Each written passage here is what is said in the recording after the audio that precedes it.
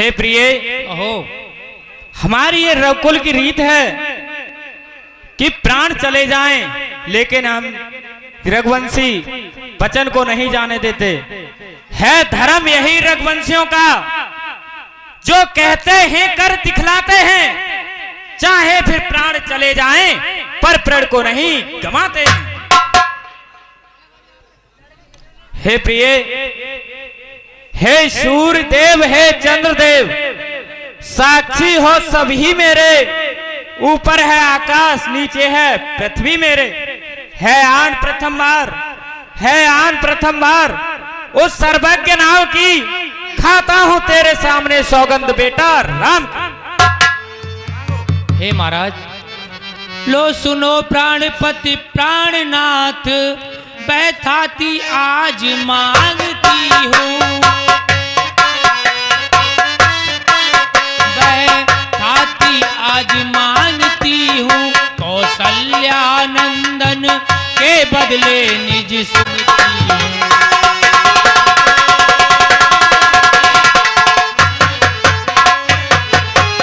अवश्य दे दूंगा।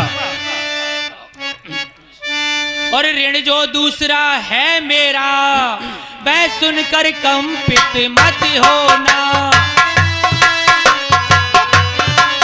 वह सुनकर कंपित मत होना। क्षत्रिय नरेश कह लाते हो तो सत से विचलित मत होना।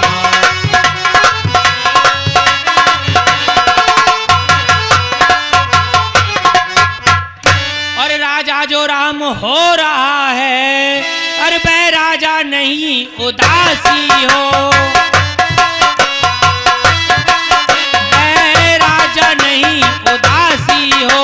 कल से ही 14 वर्षों को तपसी बनकर वनवासी हो।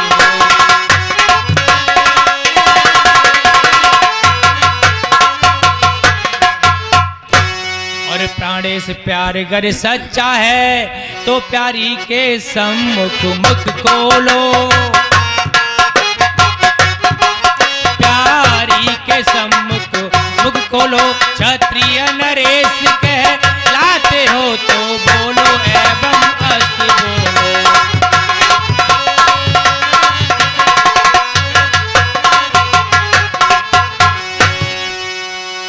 माथे हाथे मुंदे दो लोचन हो रामा, मुंदे दो लोचन।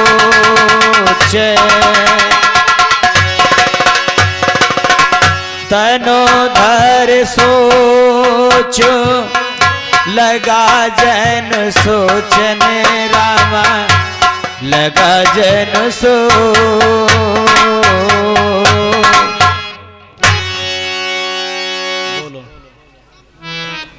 हे प्रिय, अवध उजार कीन के केई, दीन से अचले विपत्ति के ने।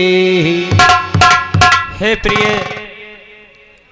पहला वर जो तूने मांगा मैं अवश्य पूरा कर दूंगा। कल ही भरत को बुलाकर ननिहाल से और राज तिलक कर दूंगा।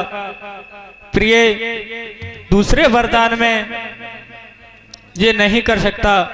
हे प्रिय, सब पुत्र पिता को है समान, तू भी यह बात जानती है मुझे एक से राम भरत व त्रिभुवन नायक साक्षी हैं। हे प्रिय, पहला भर जो तूने मांगा वह नहीं हुआ है पार, मुझे मिल जाए राज्य भरत को ही उत्साह सहित स्वीकार मुझे। हे प्रिय, अहो पर राम वनों में वास करे, फिर भी वह 14 वर्षों को, इसमें क्या तूने सोचा रानी, मैं समझ न पाया भेदों को। हे प्रिय, हे प्रिय, रानी ले राज्य भरत जी को, पर और क्रूर व्यवसाय न कर। है राम गौ सा दया पात्र, उस पर इतना अन्याय न कर। रानी रानी, यह तेरा पति, यह तेरा पूज्य देवता है, इस समय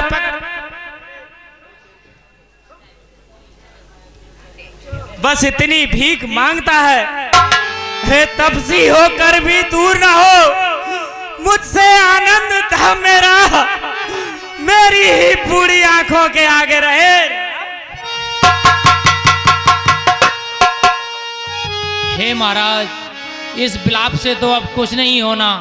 मैंने तो पहले ही कहा था आप सोच समझ के वरदान दें, और 2 वर जो मैंने मांगे हैं और मैं इनको बदल नहीं सकती,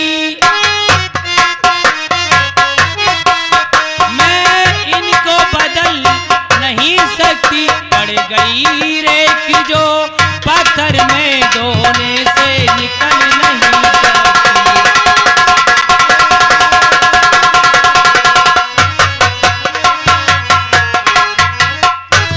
और यदि हृदय आपका दुखता है तो एक उपाय सुझाती हूँ।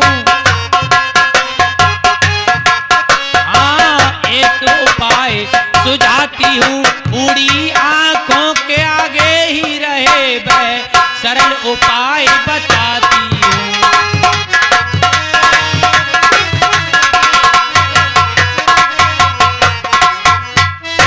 और हे महाराज, इनमें को भवन में तुम और हम 2 हैं, आप वरदान देने से इनकार कर दें।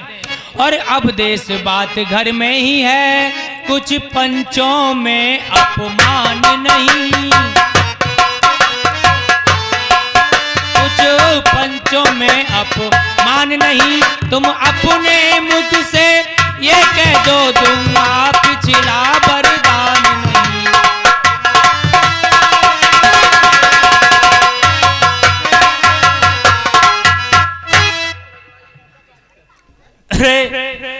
रे ओ नीच बुद्ध वाली रानी, ऊंचे से हमें गिराती है।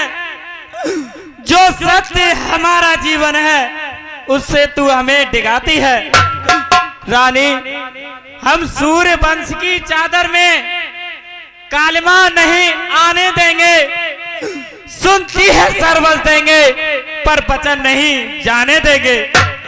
हे रानी, हे क्या उलझन, जो वरदान न दे तो धर्म हमारा जाता है, इस ओर राम बन जाता है तो प्राण सिधारा जाता है। हे प्रिय, हे प्रिय, बस अब कर्तव्य तराजू में दशरथ का जीवन तुलता है। इस ओर धर्म का पाठ धरा, इस ओर प्राण का सौदा है। अरे बेटे का प्यार दूर हो जा, बेटे का प्यार दूर हो जा। दशरथ इस समय धर्म पर है, वो मोह कल्याण हो तुरंत। मेरा स्थान कर्म पर है। ममता गरक हो जा दिल में, दिल ठंडा हो जा पहलू में। ओ बूढ़ी आंखों की आशा, जा तू भी सो जा पहलू में। ए प्रिय, जो कुछ होना है होगा। मेरा तो सब कुछ बलिदान धर्म पर है।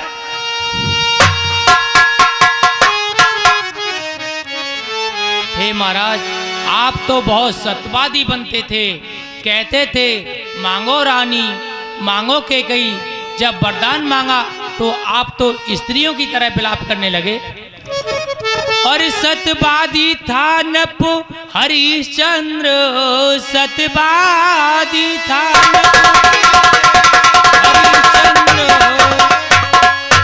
जिसने सत्य तजा न संकट में, जिसने सत्य तजा न संकट में।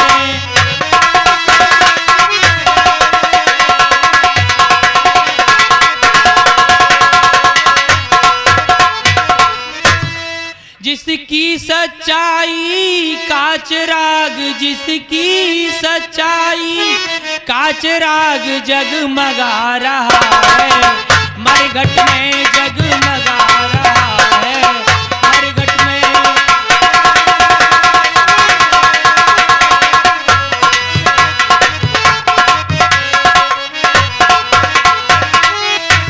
और पता है दूसरे कौन थे? दूसरे हुए राजा दधीच और दूसरे हुए राजा दधीच जो सूत दान का लेते थे। और जब आकर इंद्र मांगता था हड्डी अपनी दे देते थे, हड्डी अपनी दे देते थे।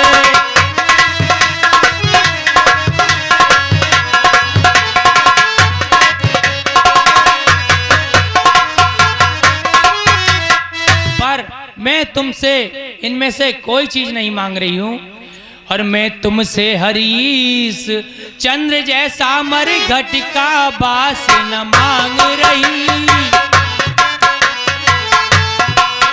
मरघट का बास न मांग रही, मैं तुमसे शिव दधीच जैसा हड्डिया मांस न मांग रही।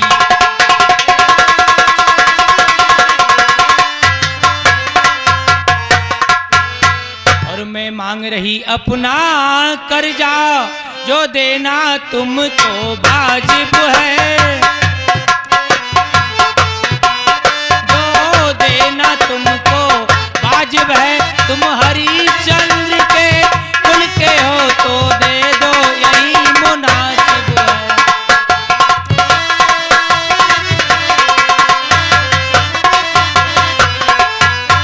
हे महाराज, ये वरदान तो तुम्हें देने ही होंगे।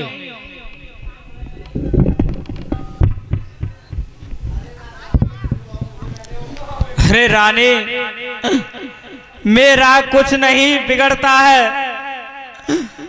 तू जो मुझको ललकार रही। रानी, तू अपने पाँव में आप कुल्हाड़ी मार रही। अरे तू आज नहीं आपे में है, जिस दिन आपे में आएगी उस दिन करनी पर अपनी सिर धुन कर पछताएगी। पर जो होना है होगा, उसकी ना मुझे अब चिंता है। रानी रानी रानी आंचल पसार, ले अपना कर्जा ले राज और ले बनवास, साथ साथ मेरे।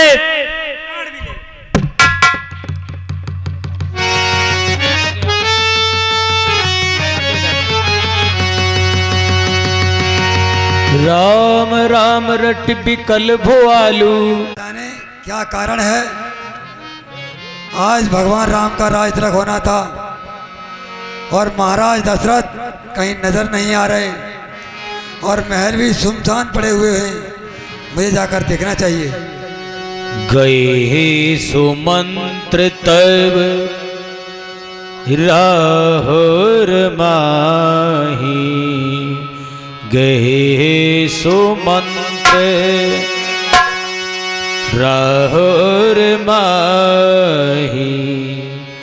देखे भयावने जाते डेराही, गए सुमंत्र तब राहुर माही। देखे भयावने जाते डेरा।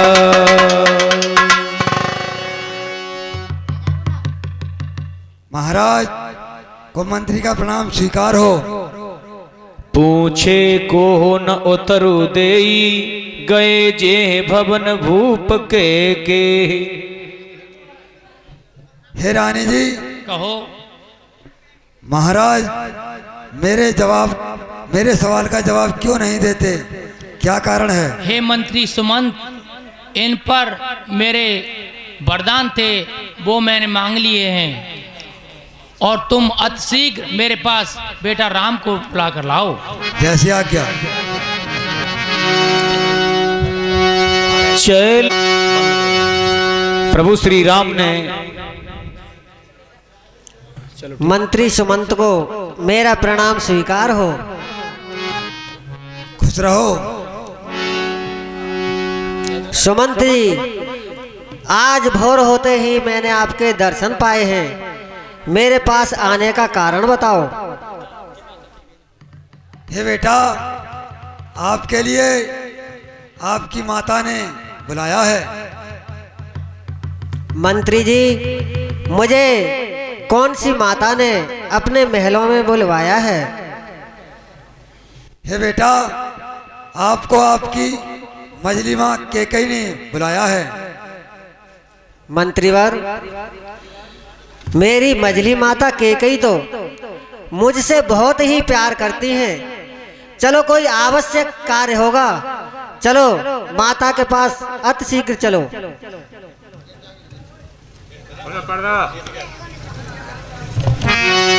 सरसु समीप दीख के केई, मानहु मीचु घरी गनेले। माता जी के चरण कमलों में राम का प्रणाम स्वीकार हो।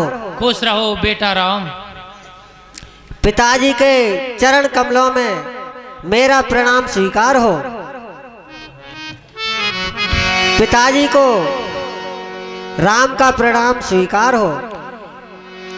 मोए कहो मात ताति दुख कारण, करियु जतन जह होई निवारण। हे पिता, हुआ यह क्या जो तुमको मूर्छा आई है? क्या किसी रोग ने घेरा है या कोई विपदा आई है?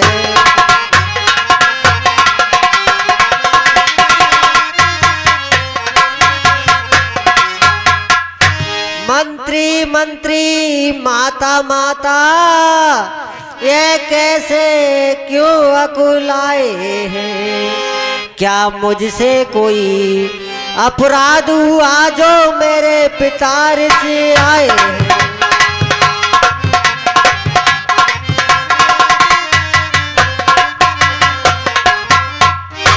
हे माता, हो मुझे पिताजी के दुख का कारण बताओ। क्या मुझसे कोई अपराध हो गया? हे बेटा राम सुनो, तुम बार बार यह सोच रहे किस दुख ने इन्हें दबाया है, इसका कारण बतलाने को मैंने ही तुम्हें बुलाया है ज्ञात तुम्हें तुमसे इनको कितनी प्रीत है, ममता है। यह उसी मोह का चक्कर है जो इनकी बुरी अवस्था है। 2 वर देने का वचन मुझे अवधेश्वर ने दे रखा था। जो समय हुआ तो मांग लिया, जो कुछ भी मुझे मांगना था। हे माता, आपने क्या मांगा है? पहले वरदान में मैंने बेटा भरत को राज तिलक और दूसरे वरदान में आपके लिए वनवास। धन्यवाद माता। मांगा यह तिलक भरत को हो, 14 वर्षों वनवास तुम्हें। यह सुन मूर्छा बंद हुए, इच्छा थी रखें पास तुम्हें, पर हुआ वही जो होना था। पूरी न हो सकी इच्छा है, तुम अपना धर्म समझते हो तो शीश चढ़ाओ आज्ञा है। सुन जननी सोई सुत बड़ भागी, जो पितु मात बचन अनुरागी। हे माता, बड़ भागी वह बेटा है जो पिता माँ का आज्ञाकारी है। माता यदि है आज्ञा है तो जिंदगी पवित्र हमारी है।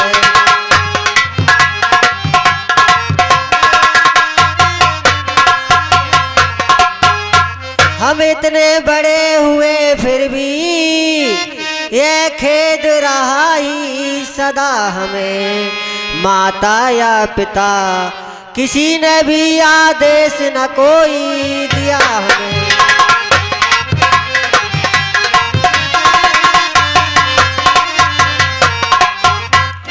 निश्चय है आज स्वर्ण अवसर जो हमको आज्ञा देती है माँ, है आज हमारा अहो भाग्य जो हमसे सेवा लेती है माँ।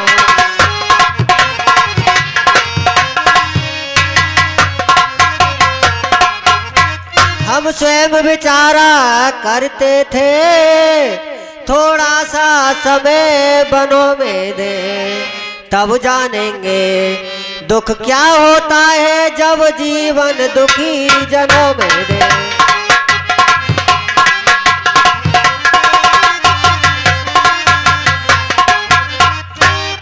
सच कहता हूँ अपने मन की कहता, है तिलक बहुत ही भार मुझे, भय तो भरत भैया को हो इसमें आनंद अपार मुझे।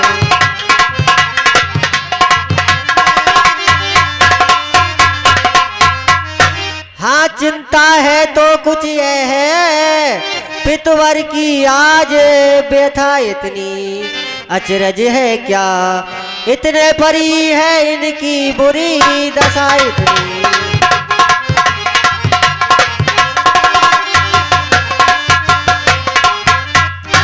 संभव है बात कुछ और भी हो, इसका आघात करारा है, मुझको तो यह मालूम होता है कोई अपराध हमारा है।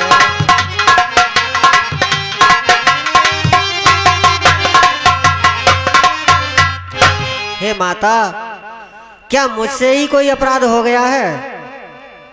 हे बेटा राम, जितने क्षण यहाँ रुकोगे तुम, इनका संताप न जाएगा, बन जाओगे जब तलक नहीं है पश्चाताप न जाएगा। हे बेटा राम, कहिए माता जी। जब तलक आप बन नहीं जाएंगे इनका संताप दूर नहीं हो सकता। सुनो, कहिए माता जी। अब इन बातों में कुछ नहीं है अंतिम आज्ञा एक और, तुम लौट यहीं पर आना, फिर मैं बलकर वस्त्र मंगाती हूँ, फिर बहन बनों को जाना तुम। अब जाओ और शीघ्र जाओ, यह समय न अधिक मिलन का है, जो समय राजगद्दी का था वह ही बन और गमन का है। तुम जाओ और अपनी माता से आज्ञा ले आओ। जो आज्ञा माता जी। तुरंत ही मेरे पास आना।